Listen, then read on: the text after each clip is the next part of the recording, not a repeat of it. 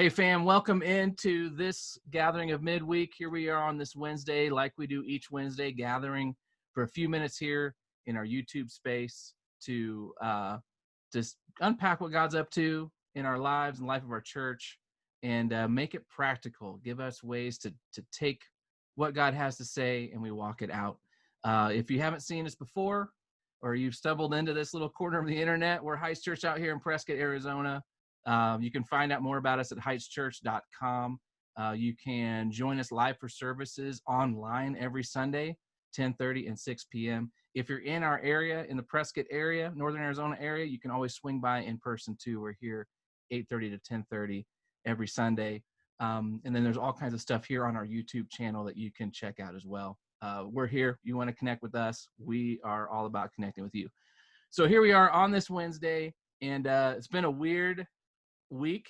It's been a weird week in the life of our church, in our nation. We wake up, we still don't know what's happening as far as the election, all of that's going.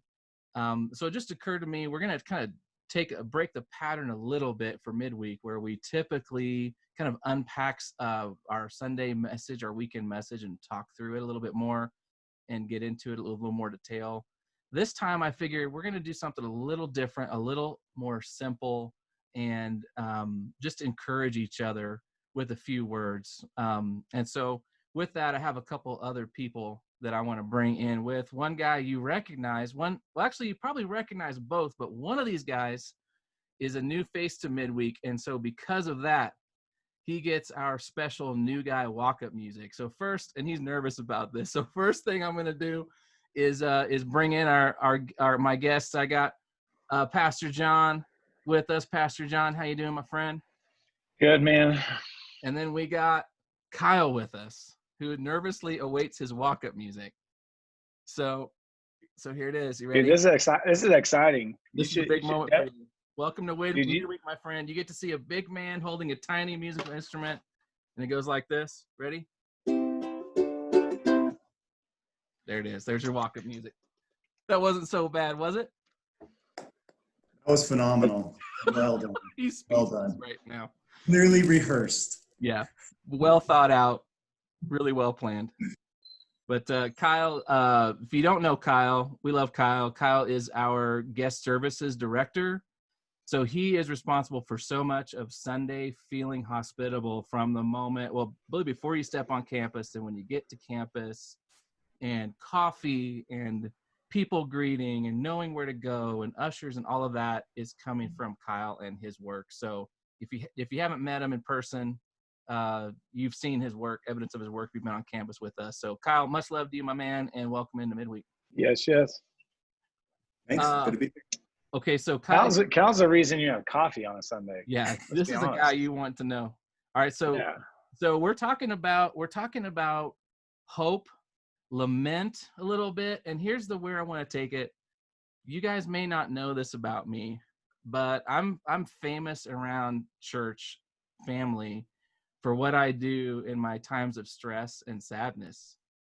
That's when I go to Burger King and eat a sad Whopper. And it just makes it's like the sadness you feel inside matches the sadness outside. It's all that. Now, Kyle, man, you went there. Dude, I'm out here. You went there. Transparent. Here I am. People wonder, what's this guy doing being a pastor? We don't know. We're not sure. Work in progress, people. I'm out here eating my Whoppers when I need it. Is that like a number 12, like a secret menu item, the sad Whopper? Yeah. Well, there's a whole, because you can get the double patty Whopper. You can get it with cheese. And if you're really sad, I explained this to John. He went with me to Burger King one time. We had a little sad Whopper together. And I explained to him, if you get really sad, you start subtracting vegetables. So like you start off, you're like, hey, double Whopper. And you're already like, this is not a great choice. My wife's going to be upset with this later. And then you're like, let's go ahead and take those tomatoes off of there. Let's take that lettuce off there. And you just get down to so sometimes it's what makes it sad. It's not what's on it, but what's off of that burger. So if you ever hear that he went to Burger King, you just need to ask, vegetable day or not? Yeah. Cheese day or not? Like you just begin to figure out the state of his soul. If you out there, you see me on Facebook, I checked in at Burger King. It's my little secret cry for help. Send me that message. Let me know you love me. I need it. Kyle's like, wow, midweek is the worst. Okay, but I'm bringing that up because Kyle is like super healthy guy, and I admire and respect it. He's very careful with his diet. But I got to ask you, Kyle, like we all have those times when we need when we're feeling a little bit sad, we need a little something. Is there something that you go to when you really do need that little, little sad, little whopper, little sad something? Not really, mate. I would say maybe pork rinds, chicharrones. Okay. Like, I mean, a whole bag. I will destroy a whole bag. I don't care if my mouth is bleeding. It doesn't matter. Nothing's going to stop me to finish that bag off. Yes. I like that. Yeah, that definitely qualifies as a sad food. That's a good one. Let me ask you qualifies. how do you feel about pickled eggs? I'm going somewhere with this. How do you feel about when you hear pickled eggs? Like, how do you feel? I've never had one, nor will I ever have one, because that sounds disgusting. There you go. John tried to talk me into eating a pickled egg yesterday, and he was like, "Man, this is what it's about. This is where I get, man, when I'm feeling like I need a little comfort food. Sometimes I go to that pickled egg." Can you buy those here? Or not? I don't know if I'd qualify it in the level of comfort food. Okay. It's just good. So there's no real. It's not an explanation for it. Like, hey, Kyle, think of the protein, Kyle. But the egg yellow is in there, and the egg yellow has all the cholesterol, so I don't eat egg yellow. You can take it out. I'll let you take it out. Hard pass. I'm going to say that might be worse than mushrooms. Dude, we were out there at this farm yesterday, and the whole story, I won't get into that. John's out there, I'm out there, and we're looking at all the things at the farm store, like what they sell out there at Mortimer's. And there's a whole rack of like, hey, there's pickles, there's like olives, and then there's like these pickled eggs in a jar. And he's like, oh man, he thought about it. That's English roots right there. The problem is they were spicy. Like, I like spicy food, but I just like simple when it comes to that, Well, explain to me what a pickled egg tastes like. Oh man. We need to maybe this is since kids, it's time to go to bed, kids. This is adult conversation. Oh man. I don't know. It's hard to explain, man. It's like other pickled stuff. So it's good though. Okay, so you guys, you can't knock it till you tried it. I'm not being sold on, hey, it's like other pickled stuff, but with worse textures. Like, fine, I'll just eat a pickle. No. Better than a pickle. Speaking of a pickle, how's your stomach? Oh man. So what happened in our little farm, full disclosure, I'm in that mode where I'm like, hey, I'm out here. I eat the Whopper when I get sick. Super hungry yesterday. We're out there at this farm. And so I just bought a jar of pickles. And we just out there, I cracked it open, had that nice little snap when you pop the top. And I was just pulling those pickle spears out of the jar. Just ate a jar of pickles. And it was good. And then I got to the end, and there was little garlics at the bottom. And I'm like, man, I want those garlics, because I love that. But I didn't have a fork or anything. I'm like, I'm not going to reach my hand, do that. Yeah, but Kyle, the real question is, why didn't he just pour the juice out? You know what? That's the real question. We're in a farm. It's all dirt. Like, you can. No, lady that sold me the pickles. He didn't want it bad enough. Lady that sold the pickles to me, farm lady, was like, hey, city boy, real men drink the juice. I was like, well, okay. That's how it started. I'm being honest. Me to drink it. It was not a good choice. I didn't finish it. It kind of turned green a little bit. It kind of did. I wasn't feeling that good. Of course, all I'd eaten that day was a cup of coffee, so it was not. So this is all I'm gonna say on the pickled egg thing, right? So my kids tried it. They like it. My older kids like it. I had a friend who Cindy's aunt pickles eggs, and so Cindy's aunt would bring them. We did a family vacation, like all that stuff. So she brought it, like a big jar, And our friend tried it, and our friend shoots me a picture recently going, hey, guess what? I found pickled eggs at Mortimer's farm. And she's like, I haven't had them since the houseboat. I bought them because I liked them so much. See, you never know. Never know. All right. Next time, make midweek taste test time. We do it. We'll do it. Dude, there you go. Okay, so you guys ready? I'm going to turn this corner. It's going to turn into super biblical, like pastor time now. I'm going to take from pickled eggs and we're going to go into it. Just letting everybody I'm know. excited for this one. How are you going to bridge this? Hard right turn coming. Okay, so a lot of people I know this week have had that sitting in a field with a jar of pickles feeling, right? Looking for some kind of comfort, needing some kind of pick-me-up, right? And I will tell you, the pickles in the field is a bad choice. Better option is to just, in all seriousness, turn to the Lord, turn to his word for that encouragement when we have those times where we're just sitting in just that sadness. And John, you brought up, it was a previous sermon series we had earlier this year on lament, which is so great. Hang on. Before you hit lament, can you hear the background? No, what's going on back there? Just wait about 2 seconds. No? I can hear a little bit. Is it like a motorcycle? A motorcycle. Yeah, literally when you started talking to me, 8 motorcycles pulled up. There it is. John's out there right off of Prescott Square, downtown. People rolling by. And I think we're good. I thought you were going to stop me and be like, wow, nice pivot to something meaningful after pickled eggs and stuff. But no. Yeah, it was a solid 8 out of 10 for sure. Good. The pivot was a solid 8 out of 10. We're going to work on your segment. I was curious how you get in there. So. Okay, then you ruined it. So let me try again. So basically, this idea of lament, this is going back to something, John, you highlighted earlier in the year and was a great one. This idea of lament. I actually wrote this down. This is something what you called lament. I think it was you. I'm going to give you credit for it. It is good. It says lament is finding the place between despair and denial. It's like, It is real. I'm not going to deny it, but I'm also not going to despair about it. So somewhere in the middle of that, this is lament, like where we acknowledge this is reality, but this is not the end. And then that's that lament, right?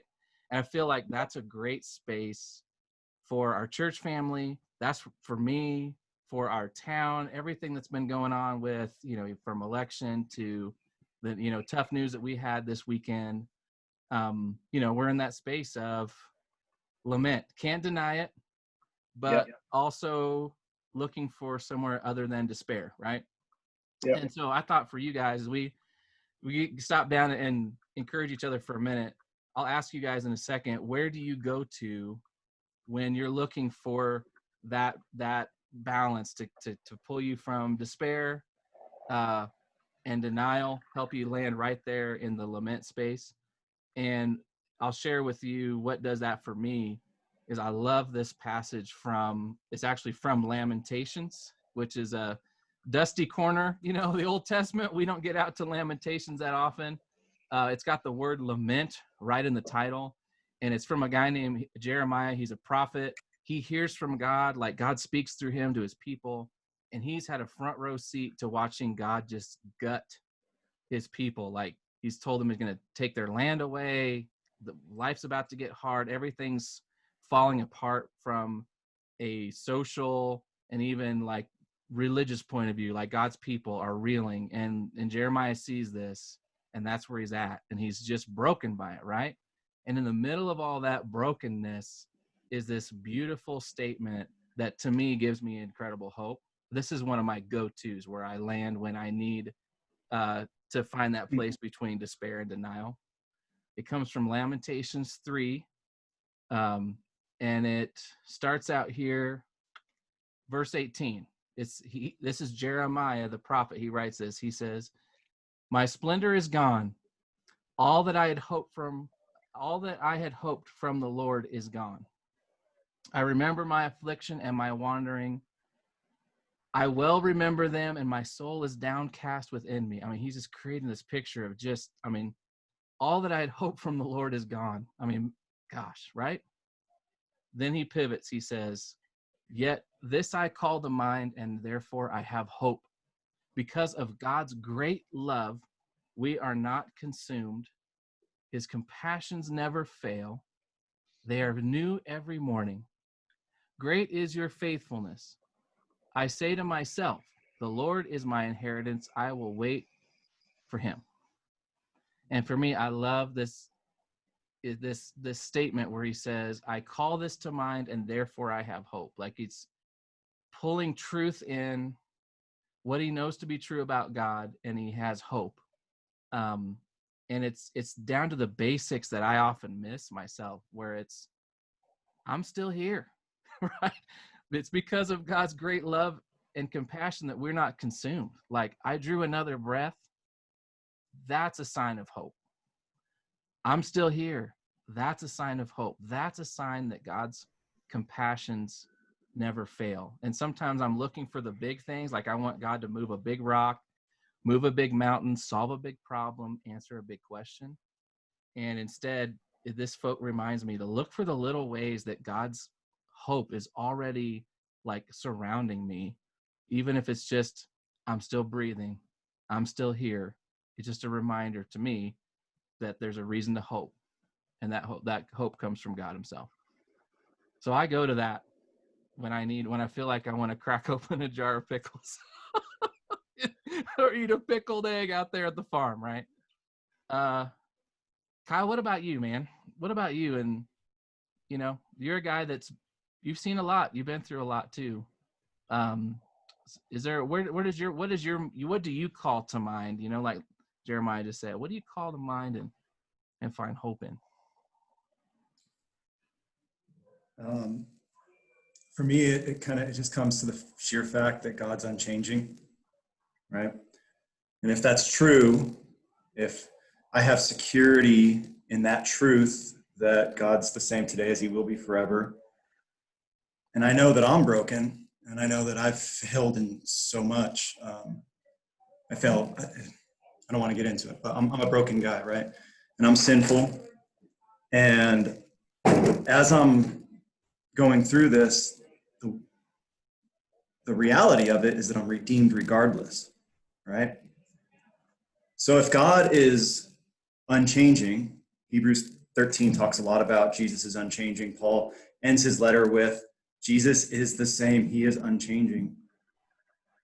If that's true, I was broken, but redeemed as a society, as a state, as a community, as a quad city, however big you want to go, that also has to be true, right? So if as a country we're hurting and we're all broken and failing, there's still so much hope.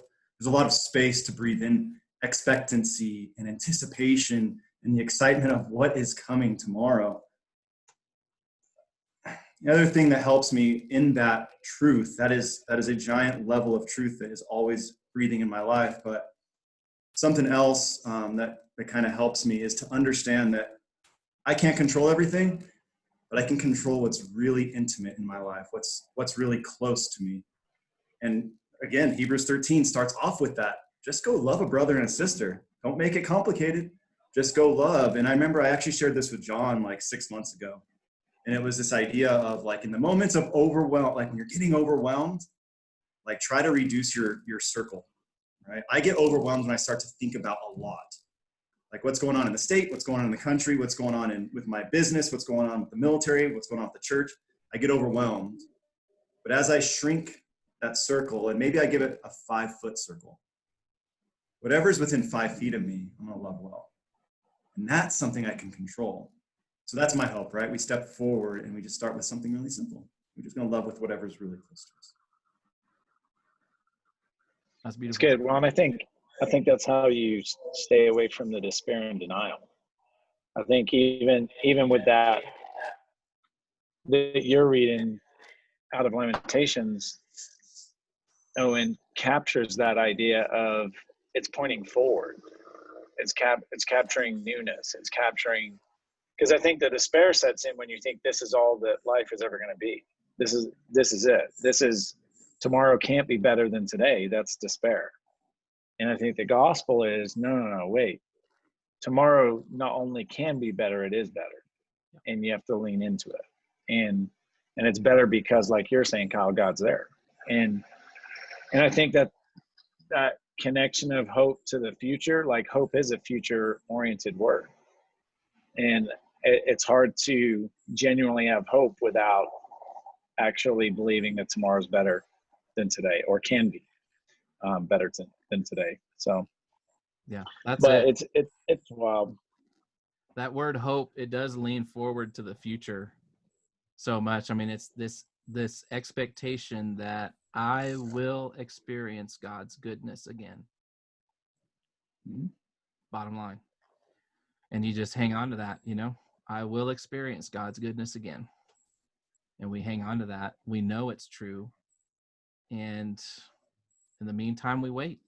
That's what our hope is rooted in. It's not, you know, a wish, you know, I wish this would change or that would change. It's actually rooted in something so much deeper. Like you're saying, it's the goodness of God himself, and that expectation, I will experience God's goodness again. And I think when you connect,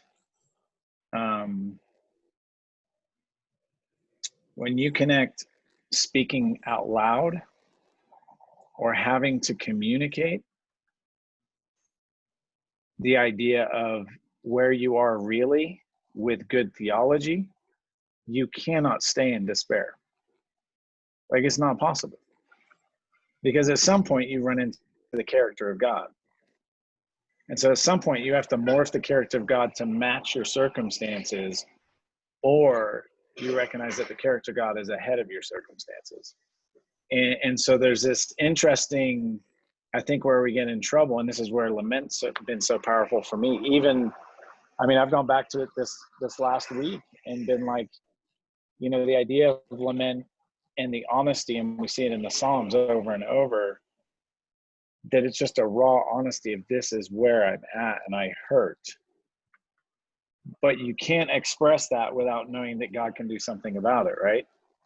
And so it often, with the lament, you get this honesty that's raw, and you're like, is that really in the Bible? Did he really say that? And then it turns to this plead where it's like, but it doesn't have to be this way. And then it turns into this trust of, I know your character, I'm going to lean there. And then that's where the hope's birthed out of. Then is, I've moved from just raw honesty that is this pit of hurt and overwhelmness and frustration or broken or whatever happens to be. Then it moves to this, okay, but when I put that up against the character of God, that changes the way I'm viewing it. And it's this natural, it almost has to pull you forward in a way. Yeah. So. Oh yeah. Especially when you are able to use God's word to put yourself on the timeline, like where I stand, where you stand in God's story. You know, like, we're not, you know, in the beginning, God created and a bunch of stuff's happened. Jesus happened. And then at the end, we know how the story plays out. We know literally the final chapter of the book, where all the tears are wiped away. There's no more sadness.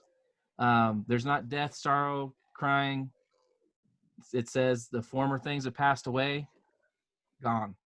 That's the end of this. Like, that's the story that we are in, you know? So then when we sit in a, you know, sit out there at the farm with a, you know, wanting to eat a pickled egg or whatever, you know, it's like, and that's fine. That's legitimate. It doesn't mean we don't acknowledge in that moment, you go, just like Jeremiah did, where you're like, man, I am sad. I don't see how God's going to repair this or fix it or redeem it. But then you go, but I know he will. Like, I'm in a story with him, and right at the very end of this story, everything wrong is made right. You know, that's incredible. I just want you to know, by the way, if you were sitting at a farm eating a pickled egg, you would know that the Lord is good, because you would be tasting the goodness of the Lord. Okay. I don't know about so that. let's not drag the pickled egg into the lament despair side. Okay. No, dude. From There's now, so much going on, and it's all gone. It's gone. All of it. It's ridiculous. That's what you just said. No, I'm serious. From now on, when I'm sitting here, I'm reading Lamentations, I'm getting this sad, like, I'm trying to picture, like, the sadness. I literally am like, there's a dude sitting at a picnic table alone at a farm with a pickled egg in his hand. Like, that's just the picture of sadness for me now. So, just, that's where I'm at. Uh-huh. We all got them. No, man. Oh man. No, that's a good word. That's a really good word, John. And I think too, like, just another thought based on the week, that for me, like, seeing the faithfulness of God, you guys, and watching God show up, use his word clearly in times where I don't have answers. No one around me has answers. And just knowing that, that daily bread idea, that it's a daily moment by moment, God's going to give you what you need. And I think the word is so important in that, and I think that's where, like, even to Kyle's thing, of, he goes back to something he knows from the word that is good theology, character of God, and holds on to it. And I think this week, like for me in Hebrews 4, God just taken me back to this idea of we have a high priest, specifically, who has ascended into heaven. His name is Jesus, the Son of God. So let us hold firmly. Don't swerve to the left or the right, to the faith we profess. We don't have a high priest that can't empathize with our weaknesses. He's been tempted in every way, just as we are. We're tempted to give up. We're tempted to be angry. We're tempted, like he's had it all. And yet he did not sin. And then let us approach God's throne of grace with confidence, that we may receive mercy and find grace to help us in our time of need. And that came, for me personally, that came this past week on a day when I needed to know it was okay. And I know this intellectually, and this is where the word's so good at just reminding us, like, there's a throne that I can go confidently when I need help. And what I'm going to receive is mercy and grace. And just recognizing that mercy and grace will get you through anything. And recognizing that, man, that's there. And so then the onus is on me, right, to step into it and go, I'm going to enter in, humbly step into that role of going, gosh, I just need help. And the help isn't even like, work related side. The help is just my own soul going, God, I hurt.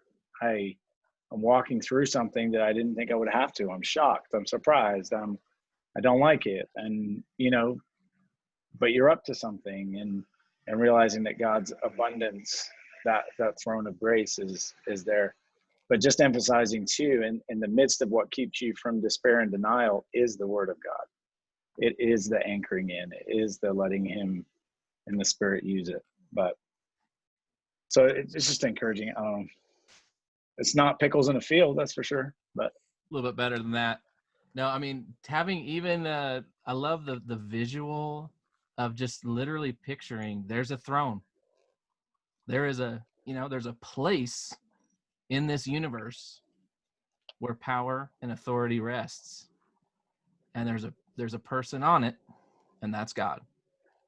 Like, in the middle of whatever chaos that's swirling, you go, that chair is not unoccupied. There is a place where everything is under control, and it's a loving, faithful God who, like you said, Kyle, does not change.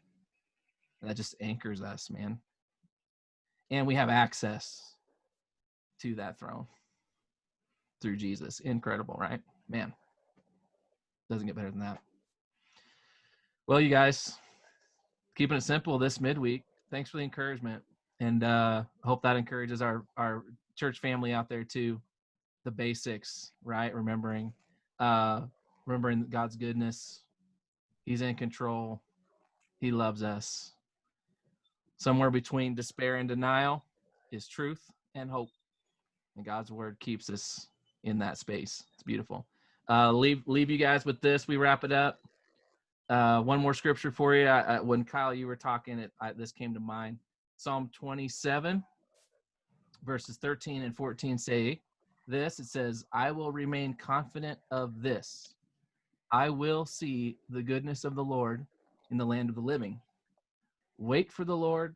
Be strong. Take heart. Wait for the Lord. So much love to you, church family. Hang on to that. Kyle, thanks for joining us. Sorry we put you through all that, and hope you enjoyed your walk-up music. Church family, as we wrap this up, we want to let you know we are here for you to walk through all the laments of life, whether it's the group things we share together, it's the private personal things that you walk through on your own. Just know you're not alone when you're in those things. We're here for you. You can find us on Facebook and Instagram. Those are great places to reach out. You can check out our brand new website, actually just launched this week. Check that out. There's places there for you to reach out to connect with us. Don't forget, we're here on YouTube. Tonight, Heights Kids is here on that premieres as well. You get emails from those. And then on YouTube, Thursday, tomorrow morning, we got morning coffee. And then remember, services in person at our Prescott campus, 8:30, 10:30. And then here online on this very same YouTube channel, 10:30 and 6 o'clock. If you haven't subscribed yet to this channel, go ahead and do that. So don't go sit in a field with your jar of pickles. Come and hang out with us on Sunday. John's like, no, you're fired for midweek now. With that, just love and appreciation to you.